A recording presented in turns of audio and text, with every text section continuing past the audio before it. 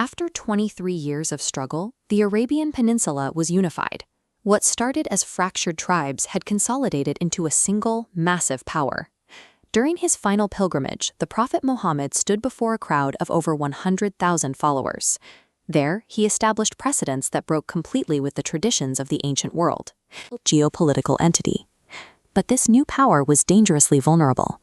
It was entirely reliant on the presence of one mortal man. That foundation cracked when the Prophet died suddenly from illness at age 63, inside the modest living quarters of his wife Aisha. The community fell into immediate shock.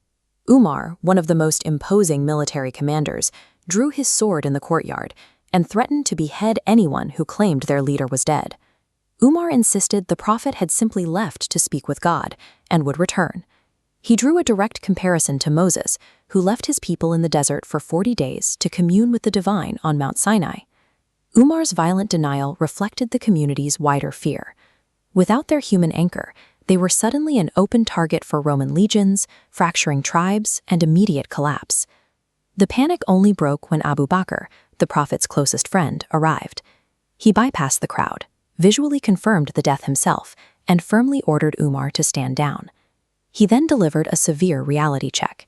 He told the gathered crowd that whoever worshipped Muhammad must know that he is dead, but whoever worships God must know that God is alive and immortal. In this moment, the community was forced to shift their reliance. Their true fortress, their refuge against the night, was the Almighty, not a human king. Abu Bakr recited verses from the Quran, reminding them that messengers pass away. Upon hearing the scripture, the reality finally set in, and the imposing Umar physically collapsed to his knees in the dust. In a matter of minutes, the authority of the empire shifted from a mortal founder to a permanent ideological institution. Now they could survive his sudden absence. But surviving the theological shock didn't solve the immediate political reality. Across town, local Medinan tribes were already holding a secret meeting to elect their own leader. Medina was the capital, surrounded by independent tribes who recently submitted. A local leader risked alienating the peninsula. Abu Bakr and Umar intervened to prevent a fracture. Leadership had to remain with Mecca's Quraysh tribe, who commanded respect across Arabia.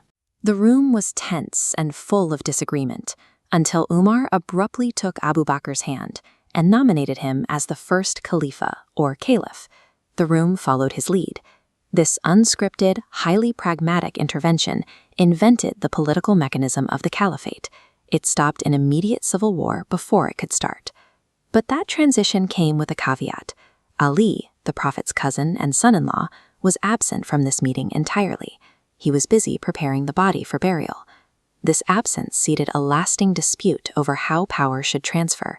One side believed leadership required community consensus and election. The other argued for divine familial appointment, pointing to previous sermons favoring Ali. This chart shows the direct result of that moment.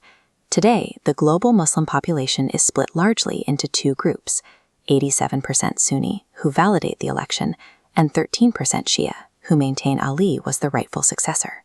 The pragmatism at Saqifa kept the state intact, but it embedded a theological fissure that continues to define Middle Eastern geopolitics to this day. As the dust settled, Abu Bakr worked to stabilize his authority through humility. When offered a state salary, he insisted it be set no higher than the wages of a common laborer. That humility was tested by internal chaos. Some groups refused to pay taxes, while others began raising rebel armies in the desert, trying to carve out their own pieces of the state. Yet despite the internal instability, the new caliphate didn't pull back. They mobilized their forces and immediately marched toward the borders to confront the heavily armored threat of the Byzantine Empire. The empire survived this sudden vacuum because its leaders matched deep religious conviction with ruthless political pragmatism. They operated under the belief that while their leader was gone, the Most High remained their ultimate fortress.